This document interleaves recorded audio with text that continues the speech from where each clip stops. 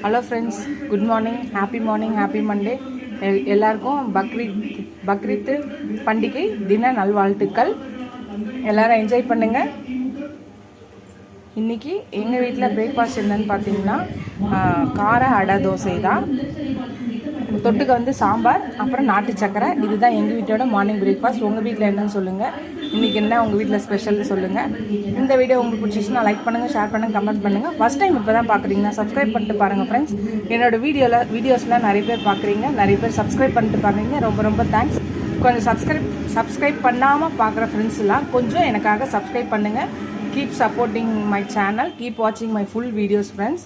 எனக்காக கொஞ்சம் சப்ஸ்கிரைப் பண்ணிவிட்டு பாருங்கள். எவ்வளோக்கு நீங்கள் சப்ஸ்கிரைப் பண்ணி லைக் பண்ணுறீங்களோ எனக்கு அவ்வளோக்கு என்கரேஜ்மெண்ட்டாக இருக்கும்,